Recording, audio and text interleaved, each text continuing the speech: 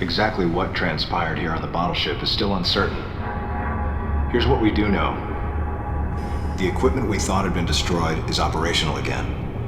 And we've seen casualties attributed to an unidentified and lethal creature. The situation is critical. We need to gather all the information we can, but priority one is to find any survivors and bring them to safety. Consider this site extremely dangerous. Be careful as you make your sweeps. And there's one problem. The wireless interference in this facility is all-pervasive. Your comm systems are useless. As a result, communication channels will be limited to the facility's navigation booths. Well then, Lyle, investigate Sector 1 and show a little restraint with the explosives. Gotcha. Maurice, you cover Sector 2. Repair any equipment you come across. Affirmative. Anthony, you're Sector 3. I'll leave it to you to decide whether plasma guns are called for. All right. James, check out the control bridge. Our communication issues might be the result of electrical interference. Yes, sir. And KG, run a complete sweep of the residential quarters and investigate any trace of survivors. Got it. Each of you is authorized to use a freeze gun. Do not forget to check in regularly via navigation booths. And Samus, you go to the system management room. Do everything you can to get the electrical system back up and running. Looks like your comm system is still functional. Remember, everything you see will also appear on this screen. Regarding auxiliary weapons, the use of bombs has been authorized. As far as your other weapons go, we will continue to investigate and authorize use as we can. However, we currently have no plans to authorize the use of power bombs. As you know, they have the ability to spread a high-temperature heat wave over a large area, impacting living things, which is a nice way of saying they can vaporize humans instantly. You should be well aware of how dangerous power bombs are, and how their devastation can't be obstructed with common materials. Once the mission in the system management room is complete, I need you to report back. I'll give you your next orders then. I want you all to be especially careful as you execute your missions. That's the end of the briefing. It was the first joint mission I'd been a part of since becoming a freelance bounty hunter. And of course, it was the first time since my Federation days that I was following the orders of a commanding officer. Having received mission orders from Adam, I felt confused and strangely exhilarated at the unexpected turn of events. I responded. Understood, Adam. No objections, of course.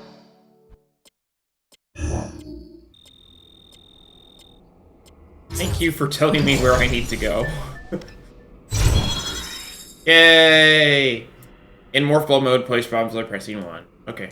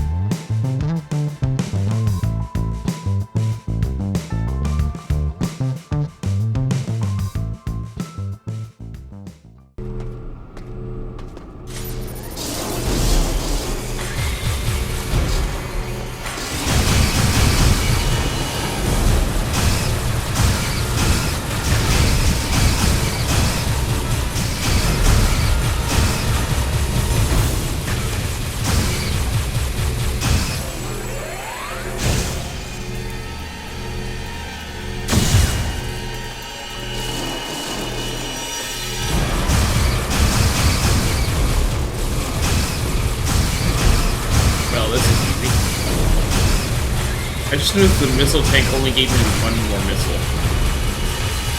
I guess when you can infinitely refill your missiles, it's not that big a deal to...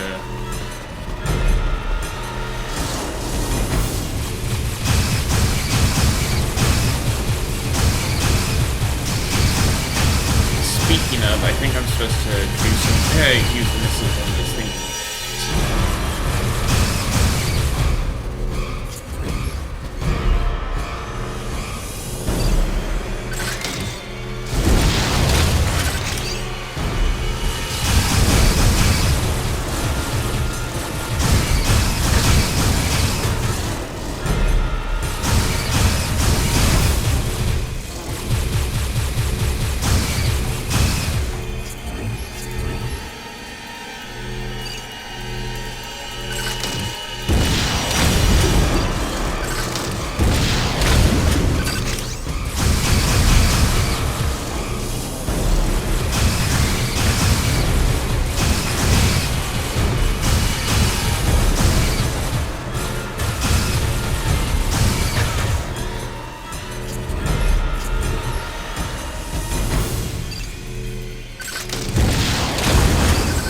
There we go. That's one of them now.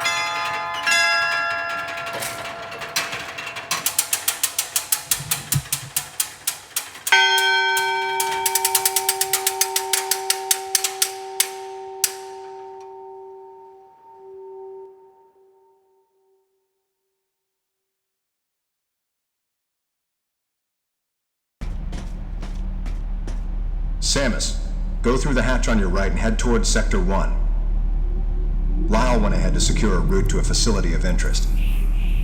I'll leave you to survey Sector 1.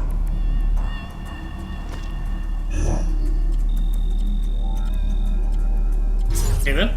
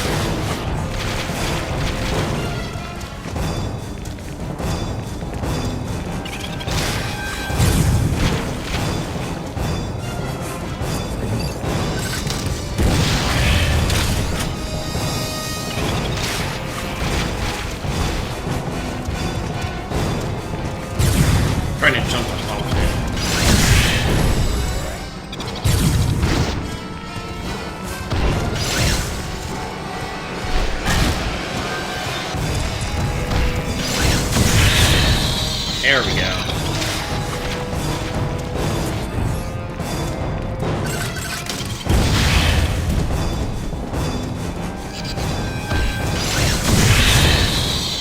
There we go. That wasn't too bad. Good thing you can lock onto invisible things. There we go.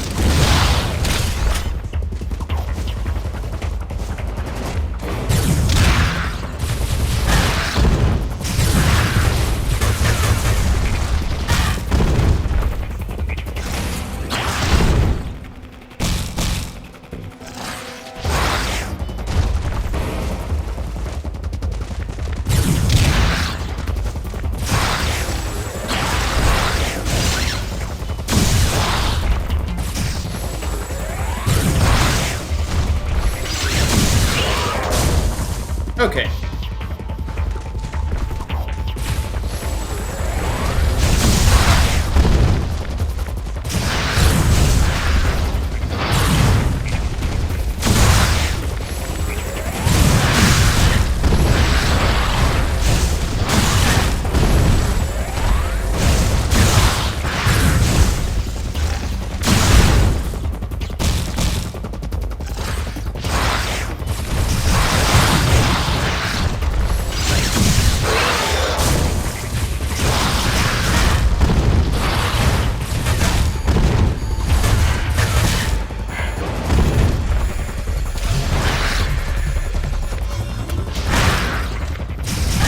That's why the game is low on giving you health.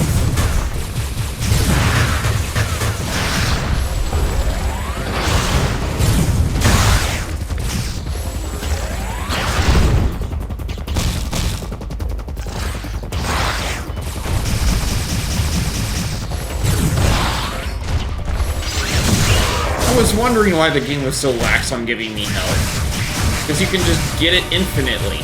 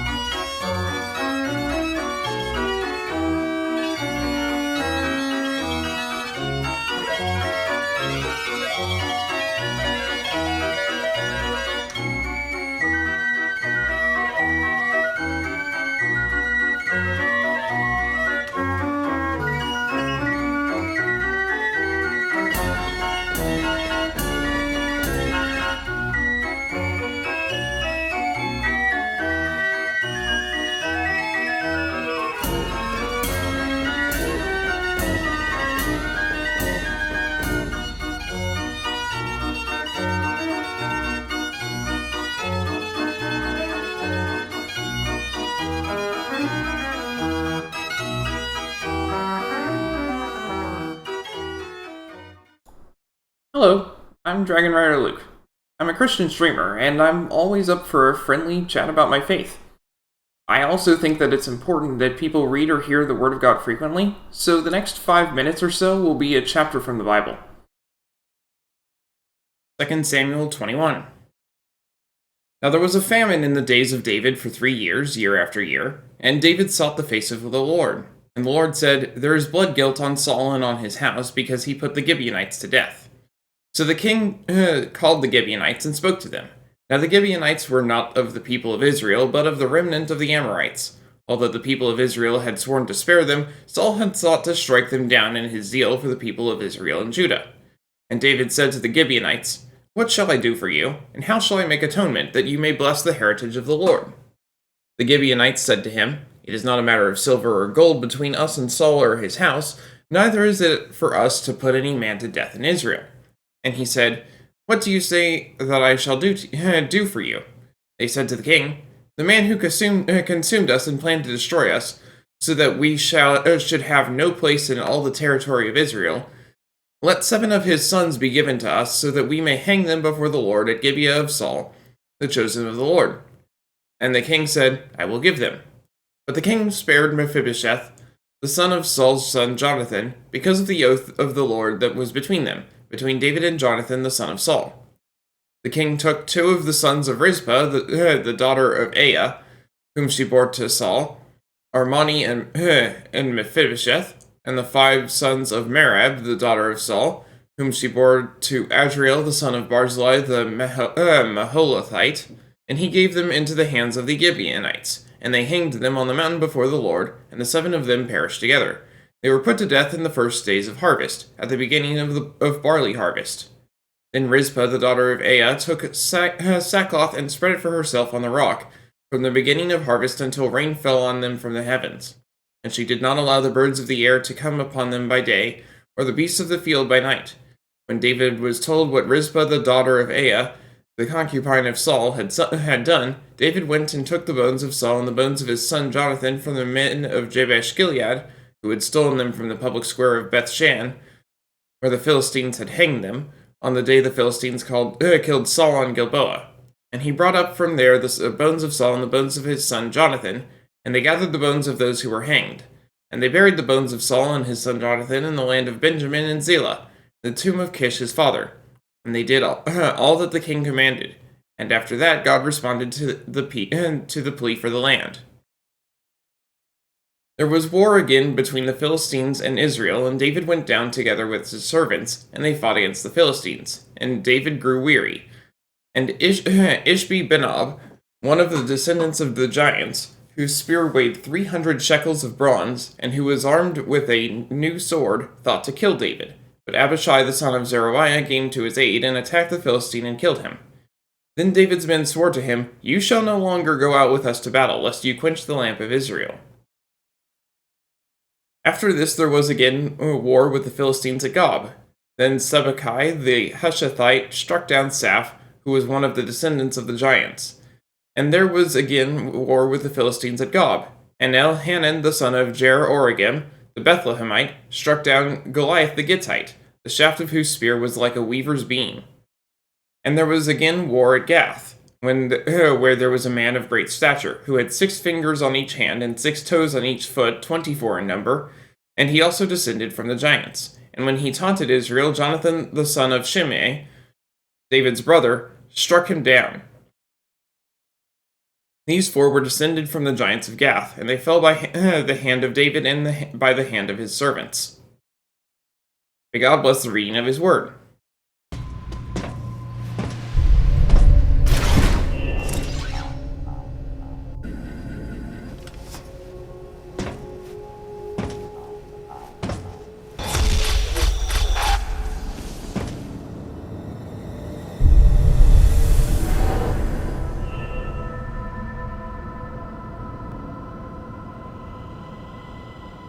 The large cage-like booth looked like something had been raised in it, and in one corner was the miserable form of a researcher's corpse. This victim hadn't sustained the same injuries. The dead I'd seen had been torn apart by something large. This one had been attacked by a different type of creature.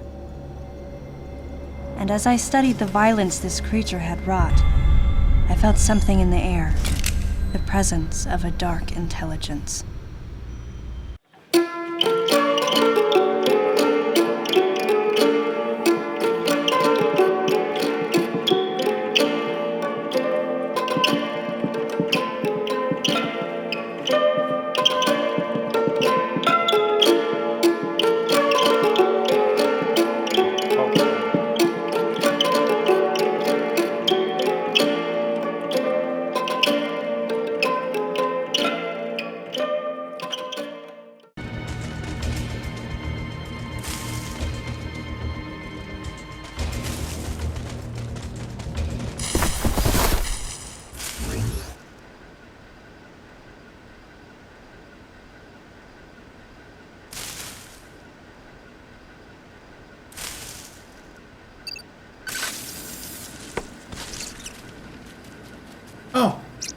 the animals.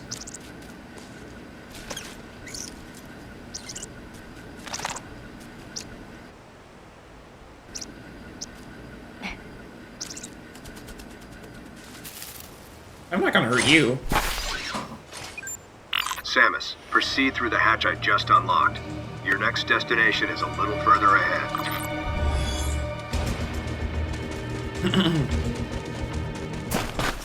The animals that you rescue at the end of Super Metroid.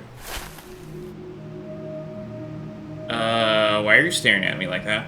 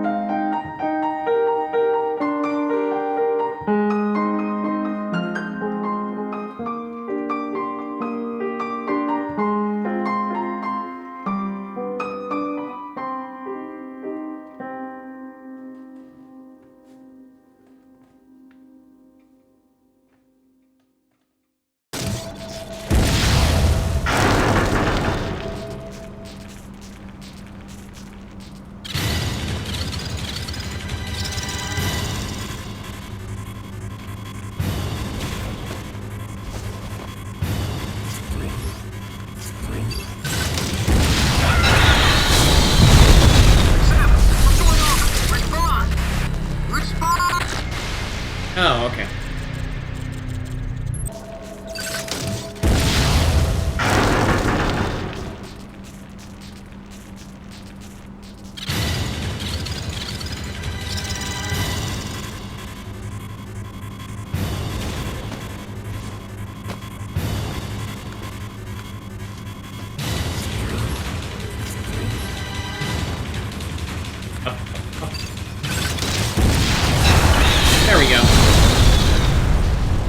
Let's not get crushed by an elevator.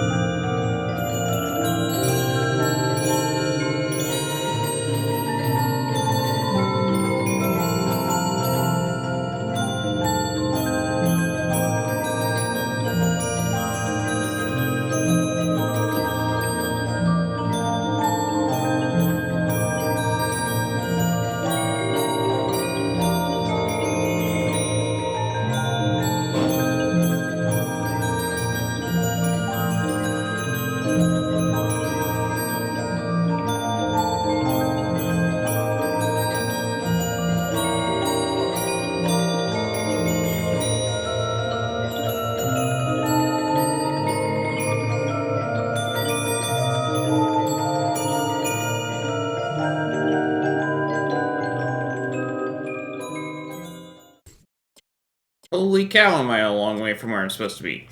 Okay.